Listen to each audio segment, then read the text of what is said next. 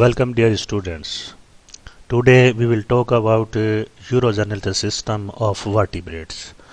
कशेरुकियों का मूत्र जनन तंत्र किस प्रकार का होता है, उसकी स्ट्रक्चर क्या होती है, वो काम कैसे करता है और कंपैरेटिवली हम वर्टिब्रेट्स के अंदर यूरोजेनिटल सिस्टम को किस प्रकार से देख सकते हैं। इस लेक्चर में हम सबसे पहले यूरोजेनिटल सिस्टम है उसके जनरल इंट्रोडक्शन की बात करेंगे। देन एक वर्टिब्रेट के अंदर टिपिकल किडनी ट्यूब्यूल किस प्रकार की होती है उस पर बात की जाएगी। देन वर्टिब्रेट्स में किस किस प्रकार की किडनीज पाई जाती हैं, types of kidney in vertebrate पे जो वो बात करेंगे। तो सबसे पहले हम देखते हैं मूत्रो जनन तंत्र से हम जो वो क्या समझते हैं और वो do we mean by urinary genital system. So vertebrate में अगर हम जो है वो दोनों प्रकार के सिस्टम की अगर बात करते हैं तो वर्टिब्रेट के अंदर यूरिनरी सिस्टम जो होता है वो किडनी और किडनी से रिलेटेड प्रकार की जो डक्ट होती है उनसे मिलकर बनता है, और इसी प्रकार से जो रिप्रोडक्टिव सिस्टम होता है वो मेल और फीमेल प्रकार के जो गोनेड्स होते हैं और उनकी जो डक्ट पाई जाती है उनसे मिलकर बनता है। और we can say urinary system vertebrates includes kidneys and their ducts, while reproductive system includes male and female gonads and their ducts. Kidney जो है वो वर्टिब्रेट्स के अंदर हार्मफुल प्रकार के जो मेटाबॉलिक नाइट्रोजनस वेस्ट होते हैं, अपशिष्ट पदार्थ होते हैं, उनको बाहर निकालने का काम करते हैं, और साथ ही साथ जो बॉडी फ्लूइड होता है उसका जो कंपोजिशन होता है उसको नियमित या रेगुलेट करने का काम करते हैं। जबकि रिप्रोडक्टिव प्रकार का जो सिस्टम होता है वो स्पीसीज को जो है वो बनाए रखता है, स्पीसीज ऑफ स्प्रिंग जो है उनको बनाए रखता है। और kidneys excrete harmful nitrogenous waste and regulate the composition of body fluids while the reproductive organs perpetuate the species. इस प्रकार से हम कह सकते हैं कि वर्टिब्रेट्स के अंदर जो किडनी और गोनेड्स होते हैं वो फंक्शनली या कार्यात्मक रूप से जो अनरिलेटेड प्रकार के या असंबंधित प्रकार के होते हैं, लेकिन फिर भी दोनों प्रकार के जो सिस्टम होते हैं वो बहुत ही जो है वो क्लोजली रिलेटेड होते हैं। ख़ास तौर से वर्टिब्रेट के अंदर जो मॉर्फोलॉजिकली जो है वो इनके अंदर सिमिलरिटीज़ पाई जाती है, क्योंकि ये देखा गया है कि जो मेल प्रकार के वर्टिब्रेट्स होते हैं उनके अंदर यूरिनरी प्रकार की जो डक्ट होती हैं वो गेमिट्स को भी डिस्चार्ज करने का काम करती हैं। इसलिए हम कह सकते हैं कि जो यूरोजेनिटल प्रकार का सिस्टम होता है उसमें एक क्लोज प्रकार का रिलेशन जो है वो पाया जाता है। So we can say kidneys and gonads remain functionally unrelated, and two systems are intimately related morphologically in vertebrates because the male urinary duct are also used for discharging gametes, and for this reason it is more convenient to treat and describe the two systems together as urogenital or urogenital system. तो इसलिए हम कह सकते हैं कि इन दोनों प्रकार के तंत्रों को हम एक साथ जो है वो यूरोजेनिटल या यूरोजेनिटल सिस्टम के रूप में हम स्टडी करना जो वो ज़्यादा कन्वीनियंट रहता है, ज़्यादा सुविधाजनक रहता है। वर्टिब्रेट्स में अगर हम किडनी और उन किडनी से एसोसिएटेड प्रकार की जो स्ट्रक्चर्स होती हैं, डक्ट्स होती हैं, नलिकाएँ होती हैं, उन पर अगर कंसिडरेशन करते हैं तो एक बेसिक प्रकार की जो स्ट्रक्चर और उनका ओरिजिन जो है वो वर्टिब्रेट में किस प्रकार से होता है कि सभी के सभी प्रकार के जो वर्टिब्रेट होते हैं उनके अंदर एक जोड़ी जो है वो कॉम्पैक्ट प्रकार के ऑर्गन जो है वो किडनी या वृक्क पाए जाते हैं, जो सीलोम की डोर्सल साइड में और ट्रंक रीजन के अंदर जो है वो देखने को मिलते हैं। जो डोर्सल एवोर्टा होती है उसके दोनों ओर जो है वो पाए जाते हैं। इसके साथ साथ जो है वो इनका जो एक बेसिक पैटर्न है उस बेसिक पैटर्न के अकॉर्डिंग जो है वो सभी प्रकार के वर्टिब्रेट में किडनी की जो है वो डिजाइन होती है। प्रत्येक जो किडनी होती है वो न्यूमरस प्रकार की जो यूनिट्स हैं उनसे निर्मित होती है, जिन्हें यूरिनिफेरस ट्यूब्यूल्स कहते हैं या नेफ्रॉन्स कहते हैं। और vertebrate kidneys are a pair of compact organs like dorsal to coelom in trunk region and one on other side of dorsal aorta, and they are also built in accordance with a basic pattern. Each kidney is composed of a large number of units that is known as uriniferous tubules or nephron, and collectively they are known as uriniferous tubules and nephrons. अगर हम इनके जो है वो number की बात करते हैं, कॉम्प्लेक्सिटी की बात करते हैं, अरेंजमेंट की बात करते हैं तो डिफरेंट प्रकार के जो वर्टिब्रेट ग्रुप होते हैं उनमें अलग अलग प्रकार से जो वो देखने को मिलती है। डिपेंड इस बात पे करता है कि उस एनिमल का ओरिजिन और इवोल्यूशन जब so the number of uriniferous tubules और nephrons and their complexity and arrangement differ in different groups of vertebrates. अलग अलग प्रकार के वर्टिब्रेट्स में जो वो अलग अलग प्रकार के होते हैं। लेकिन जो एम्ब्रियोनिक प्रकार की कंडीशन है उनके अंदर जो किडनी ट्यूब्यूल्स होती हैं वो एक स्पेशल पार्ट जिसे हम मेसोडर्म कहते हैं या जिसे हम मीसोमियर या नेफ्रोटोम पार्ट कहते हैं, उससे जो है वो एक लीनियर सीरीज के रूप में, एक लीनियर फैशन के रूप में जो है वो ओरिजिनेट होती हैं एम्ब्रियोनिक कंडीशन के अंदर। जो शुरू शुरू में जो है वो रिबन लाइक एक इंटरमीडिएट प्रकार की जो मेसोडर्म होती है, जो सेगमेंटल प्रकार की मेसोडर्म है जिसे हम एपीमियर कहते हैं, और लेटरल प्लेट मेसोडर्म जिसे हम हाइपोमियर कहते हैं, उन दोनों के बीच में जो है वो पाई जाती है। और इसी से जो है वो और आगे चलकर जो है वो ये नेफ्रॉन्स या जो यूरिनिफेरस ट्यूब्यूल्स होती हैं उनका फॉर्मेशन होता है। तो ये देखिए एक जो वर्टिब्रेट के अंदर एम्ब्रियोनिक कंडीशन के अंदर पाए जाने वाले जो किडनी हैं और उससे जो एसोसिएट प्रकार की जो डक्ट्स होती हैं, नलिकाएं हैं, उनका एक डायग्रामेटिक प्रकार का व्यू है। तो एक जो यूरिनिफेरस ट्यूब्यूल या मूत्रजन नलिका होती है उसको हम बेसिकली 3 पार्ट के अंदर जब वो डिवाइड कर सकते हैं, जिसमें एक पेरिटोनियल प्रकार का फनल कहलाता है। तो पेरिटोनियल प्रकार का जो फनल होता है ये, तो इसके अंदर जो इसका जो चौड़ा ये वाला पार्ट है ये इसके अंदर कहलाता है पेरिटोनियल प्रकार का फनल कहलाता है। दूसरा इसके अंदर जब वो ट्यूबुलर पार्ट कहलाता है, तो ये इसके अंदर जो पूरा का पूरा ट्यूबुलर पार्ट है, और ये इसके अंदर जो है वो मेलपीजियन प्रकार की बॉडी है।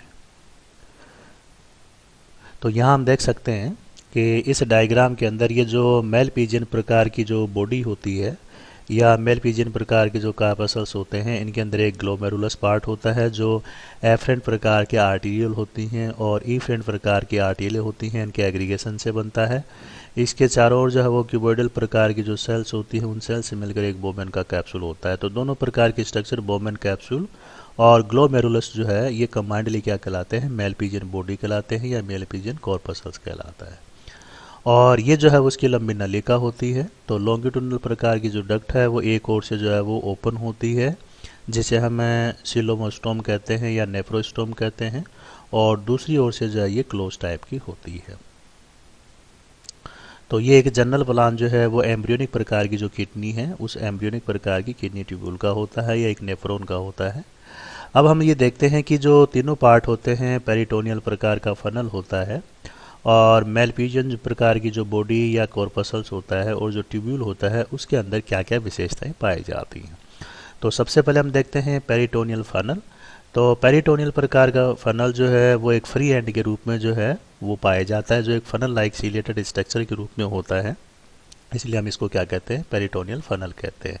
तो इस डायग्राम के अंदर आप देख सकते हैं कि इसके अंदर ये जो सिलेटेड पार्ट होता है ये इसके अंदर क्या कहलाता है, पेरिटोनियल प्रकार का फनल कहलाता है। तो ये क्या करता है, जो सिलोम होती है उस सिलोम के अंदर खुलता है और एक वाइड अपर्चर के द्वारा खुलता है जिसे हम क्या कहते हैं, सिलोमोस्टोम कहते हैं या नेफ्रोस्टोम कहते हैं। और जो भी ये जो वेस्ट प्रकार का मेटेरियल होता है, नाइट्रोजनस प्रकार का वेस्ट होता है, वो सिलोमिक प्रकार के फ्लूइड के द्वारा ये जो लॉन्गिट्यूडनल प्रकार की डक्ट होती है इसके द्वारा जो है वो एब्जॉर्ब किया जाता है। इसके साथ साथ जो ब्लड से भी आने वाले जो पदार्थ हैं उनको लिए जाते हैं, और उसके बाद में ये जो सिलोम डक्ट वाला पार्ट है, नेफ्रोस्टोम है, ये जो है वो सिलोम के अंदर खुलकर या जो दूसरे प्रकार के स्ट्रक्चर होते हैं उनके अंदर खुल के और नाइट्रोजनस प्रकार का जो वेस्ट है उसको डिस्चार्ज करने का कार्य करता है। तो नेफ्रोस्टोम जो है वो यूजुअली जो है वो एम्ब्रियो के अंदर ही पाया जाता है या फिर जो लार्वल फॉर्म है उनके अंदर ही पाया जाता है, और इसी अवस्था को जो है वो हम एक हाइपोथेटिकल प्रकार की जो प्रिमिटिव किडनी है वो भी मानते हैं। जो हायर प्रकार के वर्टिब्रेट होते हैं उनमें इस प्रकार की स्ट्रक्चर नहीं होती है, तो उनके अंदर जो है वो अलग प्रकार की स्ट्रक्चर पाई जाती है, जो हम आगे रिप्रेजेंटेटिव प्रकार के एनिमल हैं, वर्टिब्रेट्स हैं, उनके अंदर देखेंगे। दूसरी स्ट्रक्चर जो है वो इसके अंदर मेलपीजियन बॉडी कहलाती है। तो देखिए मेलपीजियन बॉडी आपको ये बताया था कि एफरेंट और ईफरेंट और ग्लोमेरुलस और जो बोमन कैप्सूल है, इन सभी को मिलाकर ये जो एग्रीगेट स्ट्रक्चर बनती है इसको हम क्या कहते हैं, मेलपीजियन बॉडी कहते हैं। और Malpighian body is equal to Bowman capsule plus glomerulus, इन दोनों प्रकार के स्ट्रक्चर को हम क्या कहते हैं, मेलपीजियन बॉडी कहते हैं। तो ये भी जो है वो एक प्रकार का ब्लाइंड कप लाइक होलो डबल वॉल जो है वो बोमन कैप्सूल, और इसके साथ साथ जो ग्लोमेरुलस होता है जो एक प्रकार से ब्लड कैपिलरीज का एक टफ्ट होता है, गुच्छा होता है, उसे मिलकर जो है वो बनता है। और इसके अंदर जो है वो एक रीनल प्रकार की आर्टरी है वो सप्लाई की जाती है जो एफरेंट प्रकार, फिर इसे एक जो है वो पतले प्रकार की आर्टरी और निकलती है जिसे हम ईफरेंट प्रकार की आर्टरी कहते हैं। तो ईफरेंट प्रकार की जो ग्लोमेरुलर आर्टरी है वो जो है वो ग्लोमेरुलस से निकलती है, और उसके बाद में जो इसके चारों ओर एक जो है वो और ट्यूबुलर लाइक कैपिलरी नेटवर्क जो बनाती है। और इसके साथ साथ जो बोमन कैप्सूल है और एनक्लोज प्रकार का जो ग्लोमेरुलस है वो दोनों मिलकर ही जो एक प्रकार की रिनल कॉर्पसल या जो मेलपिजन प्रकार की बॉडी है उसका फॉर्मेशन करता है, जैसा कि आपने डायग्राम के अंदर देखा है। तीसरा जो पार्ट है इसके अंदर क्या कहलाता है, ट्यूब्यूल कहलाता है या डक्ट कहलाता है, नलिका कहलाता है। तो यहाँ आप जो भी ट्यूबुलर प्रकार का पार्ट दे रहे हैं वो कमांड लिस्ट के अंदर जब वो ट्यूब्यूल कहलाता है। तो मेलपिजन जो बॉडी होती है वो वाटर को जो है वो फिल्टर करने का काम करती है, सॉल्ट और अदर प्रकार के जो सब्सटेंस है उनको बॉडी के अंदर रिटेन करने का काम करती है, और जो वेस्ट होता है उस वेस्ट को जो है वो आगे फिर पास करती है। तो जो आवश्यक प्रकार की चीज़ें होती हैं, मटेरियल होता है, उनको तो जो है वो फिल्टर कर लेता है, रीअब्जॉर्ब कर लेता है। बाकी का जो मटेरियल है वो एक्सक्रीटरी प्रकार की जो ऑर्गन होती हैं, सरफेस होती है, वहाँ तक उनको जो है वो पहुँचा दिया जाता है। अब अगर हम वर्टिब्रेट्स के अंदर जो है वो किडनी की टाइप की अगर बात करते हैं तो ओरिजिन और इवोल्यूशन के आधार पर जो है वो अलग अलग प्रकार की जो किडनी है, अलग अलग प्रकार के जो वृक्क हैं वो पाए जाते हैं। तो ये देखा गया है कि सभी प्रकार के वर्टिब्रेट्स में, या हम ये कह सकते हैं कि साइक्लोस्टोमेट से लेकर और मैमल्स तक जो एनिमल होते हैं उनके अंदर हमें किडनी के अलग अलग प्रकार के जो पैटर्न हैं, उनका जो अरेंजमेंट है, उनकी जो कॉम्प्लेक्सिटी है वो हमें देखने को मिलती है। तो इसमें हम जो है वो बेसिकली केवल टाइप की बात करेंगे। एक पर्टिकुलर प्रकार का जो नेफ्रॉन होता है, एक पर्टिकुलर प्रकार की जो किडनी होती है, उसकी स्ट्रक्चर क्या है, वो काम कैसे करती है, वो हम वन बाय वन करके ग्रुप के अकॉर्डिंग देखेंगे कि ये पीसीज में किस प्रकार से होता है, एम्फीबियन में किस प्रकार का होता है, रेप्टिलियन में किस प्रकार से होता है, एवियन में किस प्रकार से होता है, और लास्ट मैमल में किस प्रकार से होता है। तो यहाँ हम केवल जो है वो वर्टिब्रेट्स में पाए जाने वाली जो किडनी है, वृक्क हैं, उनके केवल टाइप की जो है वो बात करेंगे, और उसके बाद में इंडिविजुअल प्रकार की जो किडनी है, इंडिविजुअल प्रकार के जो वृक्क हैं, उनको हम डिटेल से स्टडी आगे वाले ई लेक्चर में करेंगे।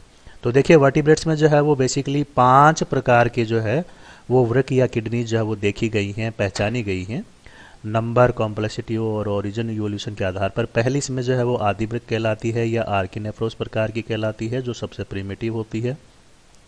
फिर इससे थोड़ी सी एडवांस प्रकार की जो है वो प्राक वृक्क कहलाती है या प्रोनेफ्रोस कहलाती है। फिर इससे जो है वो एडवांस प्रकार की ओफिस्टोनेफ्रोस कहलाती है, और या जिसे हम पश्चक वृक्क भी कहते हैं। और ये एक मिडिल प्रकार की अवस्था होती है जिसको हम मिसोनेफ्रोस कहते हैं। और लास्ट और सबसे हाईली एडवांस और इवल प्रकार की जो किडनी होती है उनको हम मेटानेफ्रोस कहते हैं।